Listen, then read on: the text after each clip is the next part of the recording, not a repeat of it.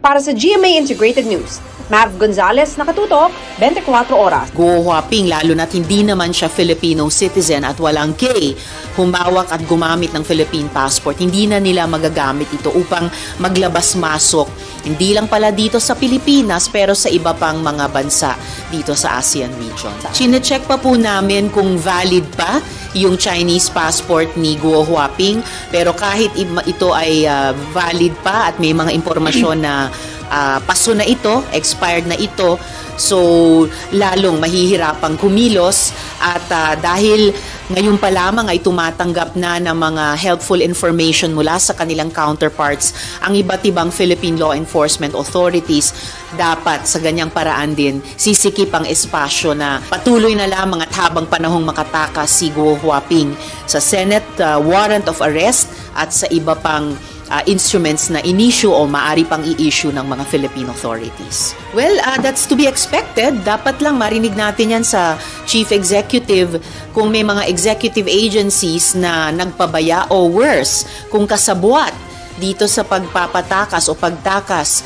kay Mayor Alice Guo o Guo Huaping. Dapat lang may managot. That's the principle of transparency and accountability sa Senate Committee on Justice and Human Rights. So nakasulat na ang chair nito na si Minority Leader Coco Pimentel sa Majority Leader na siya ay magbubuo ng isang subcommittee ng Committee on Justice na ako po yung i-assign niya na manguna dyan para imbestigahan lahat ng mga issue, lalong-lalo na yung tanong na iyan, paano at bakit at sino ang mga kasabwat o pabaya sa pagtakas ni Alice. Sa kasong ito na ang dami ng controverting pieces of evidence o information man lamang, hindi lamang mula sa mga otoridad dito sa Pilipinas, pero sa mga counterparts ng ating mga otoridad o mga resource persons mula sa ibang bansa.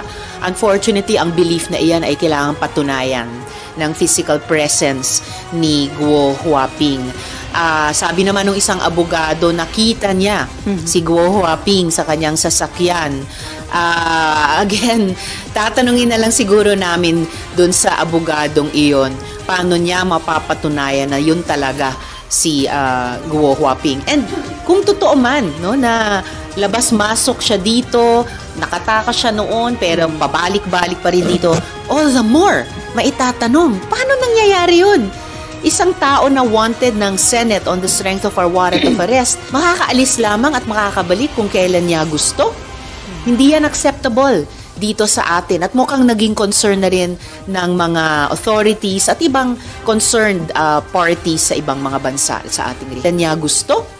Hindi yan acceptable dito sa atin at mukhang naging concern na rin ng mga authorities at ibang concerned parties sa ibang mga bansa sa ating region. Makakaalis lamang at makakabalik kung kailan niya gusto. Hindi yan acceptable dito sa atin at mukhang naging concern na rin ng mga authorities at ibang concerned parties sa ibang mga bansa sa ating region. Mataas ang tiwala ko sa mga abogado, kaya itatanong namin sa kanila ano ba talaga ang totoong alam nila. Managot o papanagutin yung mga kasabwat at o nagpabaya dito dahil reputasyon ng Pilipinas ang nakataya dito.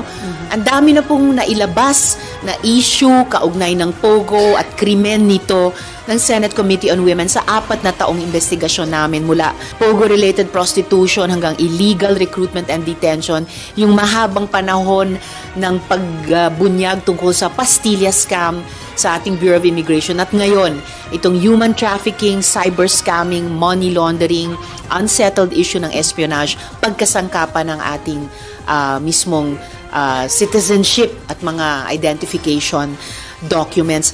Ano pa bang hinihintay natin para sabihin enough is enough? Sobra nang pinahihiya ang Pilipinas sa ating mga sarili bilang mamamayan at ngayon pati sa ibang mga bansa. I think kahit si Presidente ay hindi na niya pwedeng tiisin ang ganitong sitwasyon. Actually po, at nabanggit ko rin ito sa question of privilege ko noong Lunes, ang attitude ko kasi ay ang aming mga investigasyon ay in aid of legislation at talagang policy-centered, policy-based. So, lalo na nung binan ni Presidente totally ang mga POGO, pina-wind down sila hanggang December 31. Dapat magkakaroon ng just transition para sa mga Pilipinong empleyado o kaya't naghanap buhay sa mga POGO. Nagsimulang mamuo yung pakiramdam ko na okay, our task is winding down here also. Nag-e-end ito as far as POGOs are concerned. And panahon na para ang law enforcement talaga ang mag-take ng reins dito. Ang problema, kung ang law enforcement pa ba ay kailangang investigahan? Kasi ang tanong ay, did they drop the ball? May mga kasabwat nga ba dito?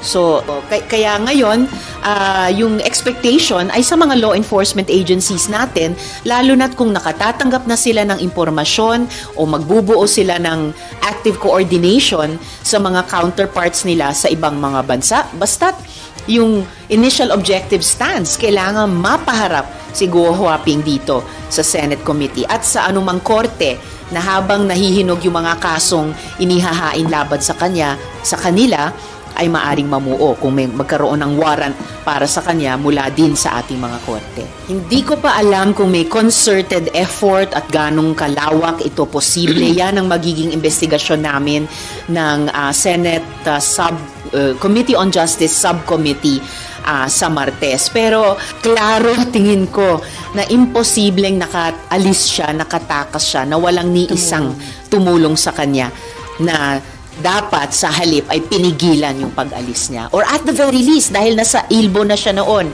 Immigration Lookout Bulletin Order, na nag-inform sa ating mga law enforcement authorities na siya ay paalis. Kasi bakit walang official record ng kanyang pag-alis? Paano siya nakaalis dito? Business na usapin ito sa kanila, talagang napapatunayan na talagang dapat i-ban yung mga POGO na yan. Dahil sa kabila ng posibleng criminal liabilities nila sa panig ni na Guo Huaping at pati administrative liabilities, bukod sa criminal liabilities sa panig ni numang government person na kasabwat nila, mukhang yung benefits sa loob ng mahabang panahon ay malaki talaga.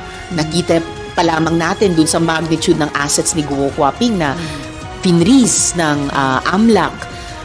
Kita natin yung mukhang laki ng pera na dumadaloy sa buong POGO industry na ito sa loob ng nakaraang mga taon. So siguro yan, no?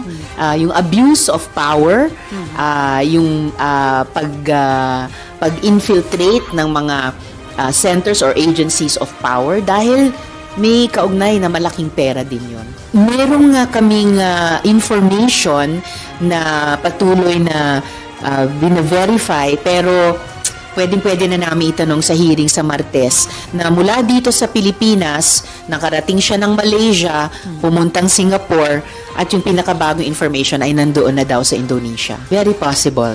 So, yung pinipiece together na puzzle o na parang dotted line ng the travels of Ms. Guo Huaping ay talagang mukhang naglalabas-masok sa iba't ibang bansa dito sa Pilipinas.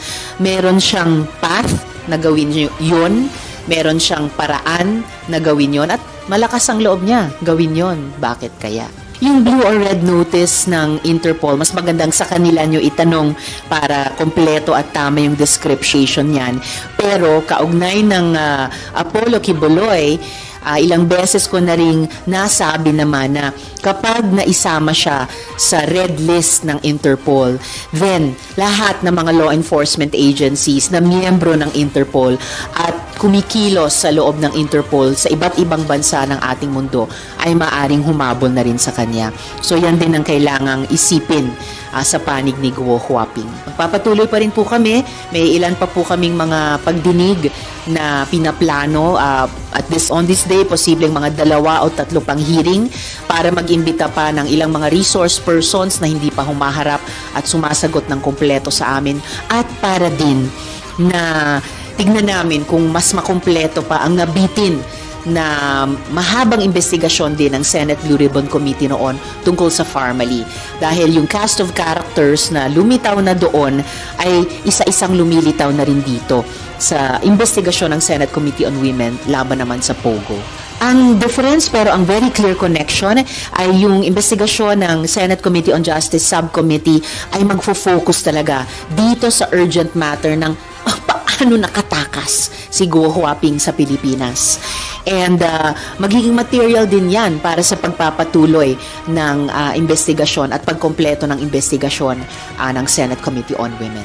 Worth ng mga findings at recommendations in aid of legislation, and in those 4 years, naging useful na rin at helpful sa mga parallel investigation at disciplinary action ng mga executive agencies na over the years din ay nagsimulang at hanggang ngayon talagang tumutulong sa Senate Committee on Women laban sa POGO. Maasa ako dahil bilib talaga kaming lahat sa bisa ng Senate warrant of arrest. Bilib din kami na kahit ngayon ay masyadong... Para sa GMA Integrated News, Rafi Tima nakatutok, 24 oras.